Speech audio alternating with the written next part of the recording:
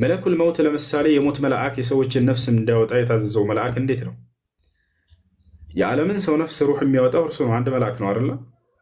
ነገር ግን ይህ መልአክ በዓለም ላይ ለምሳሌ 100 ሰዎች በተመሳሳይ ሰዓት ቢሞቱ ሁሉም ቦታ የመገኘት አቅም አለው። አላህ ሱብሓነሁ ወተዓላ ሰጥቶታል። አይ እንደ ኢትዮጵያ ያለውን የሞተውን ላውጣና ነፍሱን ከዛ በኋላ እንደገና አሜሪካ ሄዳለሁኝ አይልም። በዚያው በተመሳሳይ ሰዓት የሆኑትን በተመሳሳይ ሰዓት በሁሉም ቦታ ተገኝቶ ያወጣቸው። እንዴት ነው? ይህ ከአእምሯችሁ በላይ ነው።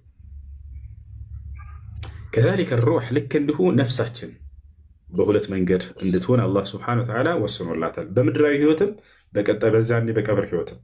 በምድራዊ ህይወታችን መቼ ከተባለ ለምሳሌ በምድራዊ ህይወታችን ላይ እንቅልፋችንን በምንተኛ ጊዜ ነፍሳችን በግማሽ ፓርት እንድትወጣ ያደርጋል አላህ። በግማሽ ፓርት ደግሞ ሰውነታችን ውስጥ አለች። አልሞተም ያ ሰው እያለ፣ ነገር ግን ከላይ ለሚያዩ ሰው ልክ እንደ ሞተ አይነት ሰው ነው። ፊቱ የፈለገ ነገር ብታደርግ አያይህም አይደል? የተኛ ሰው ነፍሱ በግማሽ በኩል ወጥታ ሄዳለች። አላህ ሱብሓነሁ ወተዓላ ይህን በቁርአን ላይ ይተርክልናል፣ ይነግረናል። ሱረቱ ዙመር ላይ ይናገራል። ልክ ሰውየው ግን ከእንቅልፉ ሊነሳ በሚልበት ቅጽበት፣ በሚገርም ቅጽበት ወዲያው እንድትመለስ ያዛታል። ትመለሳለች። አላሁ የተወፈል አንፉሰ ሒነ መውቲሃ ይላል አላህ። ወለቲ ለም ተሙት ፊ መናሚሃ ፈዩምሲኩ ለቲ ቀዳ ዐለይሃ ልመውት ወዩርሲሉ ልኡኽራ ኢላ አጀል ሙሰማ እያለ ይናገራል። አላሁ የተወፈል አንፉሰ ሒነ መውቲሃ፣ አላህ አንዲትን ነፍስ በምትሞት ጊዜ ነፍሷን ያችን ሩህ ያወጣታል እያለ ይናገራል።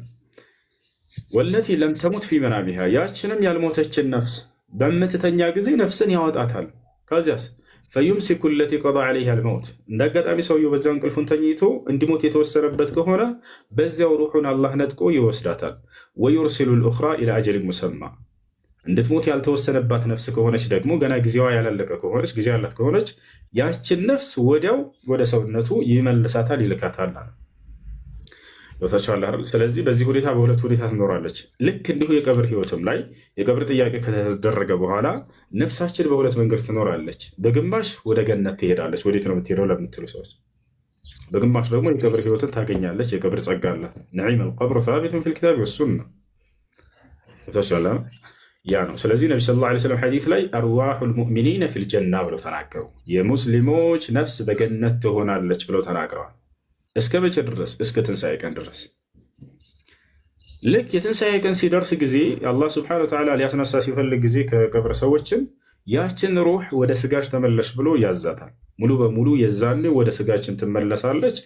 ከዚያም ሰዎች ከቀብራቸው ይነሳሉ ማለት ነው። ከቀብር ስትነሱ ጊዜ እንዴት ነው? ልክ ሰውየው እንቅልፉን ተኝቶ የሚነሳ ጊዜ አቧራህን እያራገፍክ ትነሳለህ። ይነሳሉ ሰዎች። ሌላ ዓለም ላይ ነው የምትነሳው። አሁን ዛሬ የምታያት ዓለም አይደለችም። ሌላ ዓለምን አላህ ይፈጥራል። ያ ማለት አርዱን በይዳ፣ ነቢ ሰለላሁ ዐለይሂ ወሰለም ነጭ ምድር፣ ሌላ ምድር ይፈጥራል አላህ አሉ። አላህ በቁርአን ላይ ቃል በቃል ተናግሯል። ኃጢአት ያልተሰራባት ሌላ ንጹህ ምድር ያስፈልጋልና አላህ ሌላን ዓለም ይፈጥራል። የውመ ቱበደሉ ልአርዱ ገይረ ልአርዱ ወሰማዋት አለ።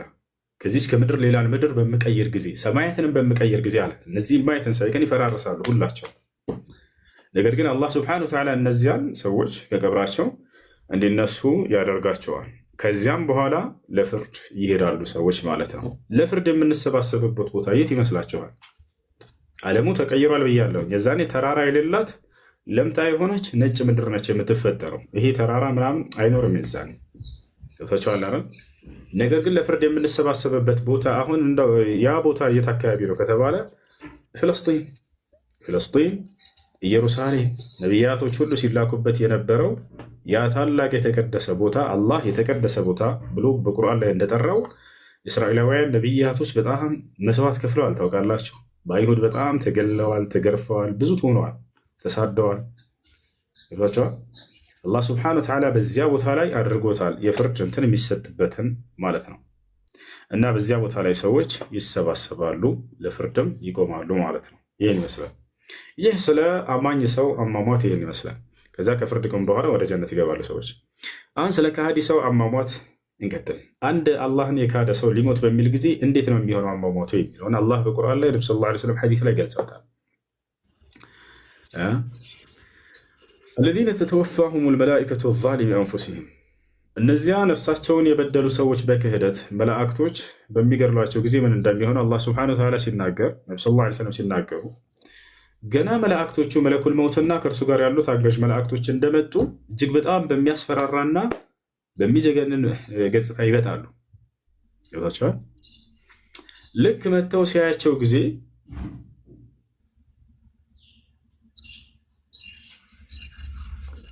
በመምታት ነው የሚጀምሩት። ወለው ተራ ኢዝ የተወፈ አለዚነ ከፈሩ አልመላኢካ የድሪቡነ ውጁሀሁም ወአድባረሁም ይላል። ሙሐመድ ሆይ እነዚያን ከሃዲያኖች ሰዎች በምድር ላይ የካዱኝን ሰዎች መላእክቶች ነፍሳቸውን ለማውጣት በሚመጡ ጊዜ የድሪቡነ ውጁሀሁም ወአድባረሁም ፊታቸውንና ጀርባቸውን እንዴት እንደሚቀጠቅጧቸው ብታይ እያለ ይናገራል አላህ በቁርአን ላይ። ምን እያሉ ነው የሚመቷቸው? አኽሪጁ አንፉሰኩም ልየውም ዛሬ በራሳችሁ ነፍሳችሁን አውጡ ተብለው ይገደዳሉ። አይችሉም። አልየውመ ቱጅዘውነ ዐዛበል ሁኒ ቢማ ኩንቱም ተቁሉነ ዐላ ላሂ ገይረል ሐቅ ወኩንቱም ዐን አያቲሂ ተስተክቢሩን ይሏቸዋል። እነሆ ዛሬ በአላህ ላይ እውነት ያልሆነን ውሸት ስትቀጥፉ በነበራችሁበት ምክንያትና እርሱ በነቢዩ ሙሐመድ ሰለላሁ ዐለይሂ ወሰለም ላይ ያወረደውን አናቅጽ ቁርአን ባለመቀበላችሁና ባለመከታተላችሁ ምክንያት አድካሚና ሳማሚ የሆነን ቅጣት ትቀጣላችሁ፣ ትመነዳላችሁ ይሏቸዋል። አንደኛ በአምላክ ላይ ሲቀጥፉ በመቆየታቸው፣ ሁለተኛ አምላክ በነቢይ በኩል ያወረደውን ሕግና ስርዓት ባለመከታተላቸው ምክንያት። አልየውመ ቱጅዘውነ ዐዛበል ሁን ቢማ ኩንቱም ተቁሉነ ዐላ ላሂ ገይረል ሐቅ ወኩንቱም ዐን አያቲሂ ተስተክቢሩን።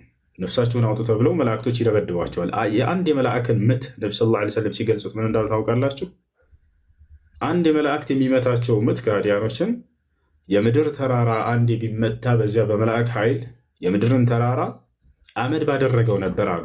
በቃ ክስም ሜዳ ያደርገዋል። መላእክቶች በጣም ኃይል ያላቸው በጣም ግዙፍ ናቸው። አንደኛ ኃይል ያለው መልአክ ነው ከሶስቱ ፍጥረታት። ቀጥሎ ጅኖች ይቀጥላሉ፣ ቀጥሎ ሰዎች ይቀጥላሉ። የሰው ልጅ በጣም ደካማ ፍጡር ናቸው። ታቸዋል። ለዚህም ነው እነሱ እንዳያይ የተደረገው። ቢያያቸው አብሮ በዚች በምድር ላይ ሊኖር አይችልም። የሰው ልጅ ከአቅሙ በላይ ነው የመልአክ ኃይል። ነቢያቶችን አምላክ አላህ ሱብሓነሁ ወተዓላ ኃይል ስለሰጣቸው አንደኛ እሱ ነው። ሁለተኛ በሰው ማንነት ሲገለጡ ችግር የለውም፣ የዛኔ ሰዎችም ያቸዋል። የነቢ ሰለላሁ ዐለይሂ ወሰለም ሰሓቦች መላእክቶችን ያዩ ነበር። ነገር ግን በሰው ማንነት ሲገለጡ ጊዜ በመላእክ ማንነታቸው ሲገለጡ ግን ነቢያቶችን ራሱ አላህ ሱብሓነሁ ወተዓላ የመቆጣጠር ኃይልን ስለሚሰጣቸው እንጂ ከሰው ልጅ አይምሮ በላይ ናቸው።